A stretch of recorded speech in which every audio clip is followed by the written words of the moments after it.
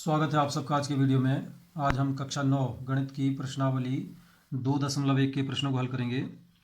प्रश्नावली 2.1 के प्रश्नों को हल करने से पहले यदि आपने बहुपद वाला वीडियो नहीं देखा है तो पहले जाकर उस वीडियो को देख लेंगे। उसका लिंक मैंने इस वीडियो में दिया हुआ है नीचे, और तत्पश्चात आप इस प्रश्नावली को देखेंगे तो आपको आसानी से समझ में आ जाएगी। तो आइए प्रश्नावली 2.1 के प्रश्नों को हम शुरू करते हैं। प्रश्नावली 2.1 का पहला प्रश्न है, निम्नलिखित व्यंजकों में कौन कौन एक चर में बहुपद हैं और कौन कौन नहीं हैं, कारण के साथ अपने उत्तर दीजिए। तो आइए इस प्रश्न को हम हल करते हैं। तो इस प्रश्न में हमें 5 बहुपद दिए हैं और उनमें बताना है कि कौन कौन से बहुपद एक चर में बहुपद हैं। तो एक चर में बहुपद की परिभाषा क्या होगी? ऐसा एक चर वाला ऐसा व्यंजक जिसके प्रत्येक पद में चर की घात एक पूर्ण संख्या हो, तो वह एक चर वाला बहुपद कहलाता है। तो पहले बहुपद को देखते हैं हम। यहाँ पर देखते हैं पहले पद में x की घात 2 है जो पूर्ण संख्या है, दूसरे पद में x की घात 1 है और तीसरे पद में x नहीं है। यहाँ पर x की घात 0, चाहे तो आप इसको x की घात 0 लिख सकते हैं। तो 2 घात 1 घात और 0 घात ये सभी पूर्ण संख्याएं हैं, तो हम कह सकते हैं यह एक चर में बहुपद है, क्योंकि इसमें एक ही चर है x और सभी की घातें पूर्ण संख्या हैं, तो ये एक चर में बहुपद है। आइए दूसरा बहुपद देखते हैं हम, y² धन √2। तो यहाँ पर भी हम देखते हैं प्रथम बहुपद में चर y की घात 2 है और दूसरे बहुपद में y की घात 0 है, क्योंकि ये अचर पद है। तो यहाँ पर भी चर की घातें, एक चर है इसमें y और चर की घातें पूर्ण संख्या है, तो यह भी एक चर में बहुपद है। तीसरा वाला देखते हैं हम, इसमें 3√t + t√2।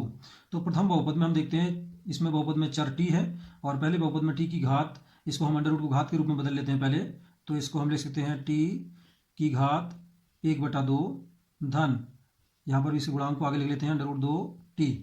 अब देखते हैं यहाँ पर प्रथम बहुपद में चर की घात है 1/2, जो कि एक पूर्ण संख्या नहीं है, यह एक परिमेय संख्या है, भिन्न है, तो हम कह सकते हैं कि यह एक बहुपद नहीं है। अगला है y धन 2/y। इसको भी थोड़ा हल करना पड़ेगा हमें।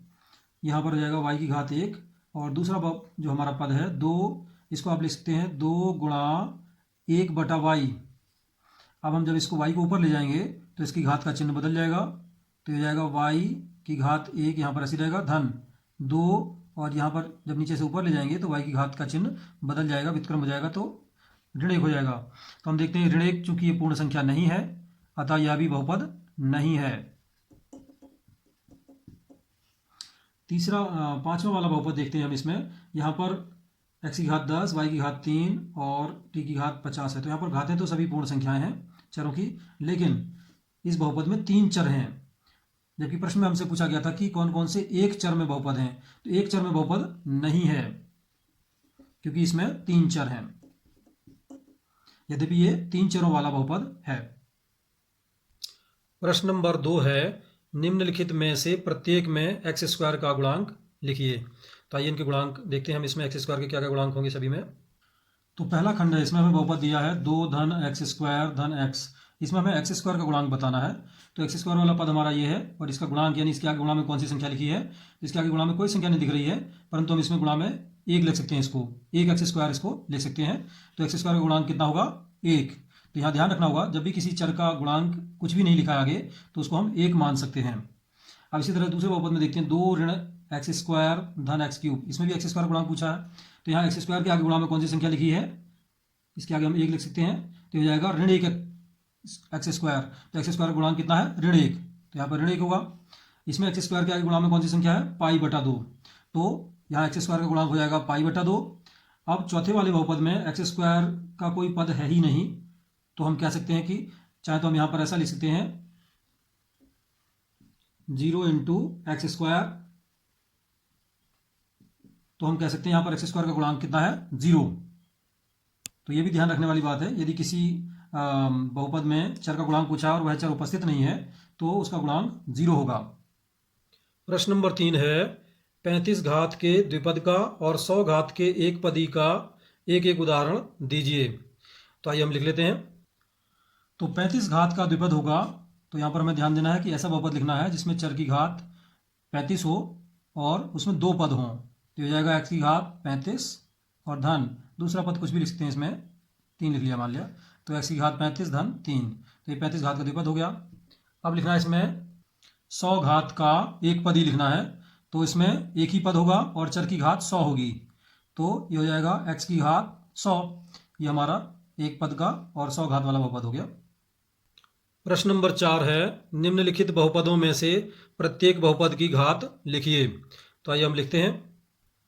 तो पहला बहुपद है हमारा 5x की घात 3 धन 4x की घात 2 धन 7x की घात 1। तो इस बहुपद की घात लिखनी है। हम जानते हैं बहुपद की घात क्या होता है। उस बहुपद में सबसे बड़ी घात वाला पद जो है उसकी जो घात होगी वो उस बहुपद की घात कहलाती है। तो सबसे बड़ी घात यहाँ पर है x की घात 3, तो इस बहुपद की घात हो जाएगी 3। यहाँ पर देखते हैं दूसरे बहुपद में चर की सबसे बड़ी घात है 2, तो इस बहुपद की घात होगी 2। तीसरे बहुपद में चर t है और t की सबसे बड़ी घात यहाँ पर 1 है, तो इस बहुपद की घात हो जाएगी 1। चौथा जो बहुपद है यह अचर बहुपद है, इसमें कोई चर नहीं है, तो इसमें चर की घात होगी 0, अतः हम कहेंगे इस बहुपद की घात 0 होगी। इसे हम अचर बहुपद भी कहते हैं और इसकी घात 0 होती है। प्रश्न नंबर 5 है, बताइए कि निम्नलिखित बहुपदों में कौन कौन बहुपद रैखिक हैं, कौन कौन द्विघाती हैं और कौन कौन त्रिघाती हैं। तो आइए पता लगाते हैं हम। तो पहला बहुपद है एक्स स्क्वायर प्लस एक्स। यहाँ पर हम देखते हैं इस बहुपद की घात 2 है, तो ये द्विघाती बहुपद होगा। दूसरा बहुपद है एक्स माइनस एक्स की घात 3, इसमें चर की सबसे बड़ी घात 3 है, तो यह त्रिघाती बहुपद होगा। तीसरा बहुपद है वाई धन वाई स्क्वायर धन 4, इसमें चर की सबसे बड़ी घात 2 है, तो ये 2 घात वाला बहुपद है, तो ये द्विघाती बहुपद होगा। चौथा है 1 प्लस एक्स, यहाँ पर चर एक्स की सबसे बड़ी घात 1 है, तो ये रैखिक बहुपद होगा।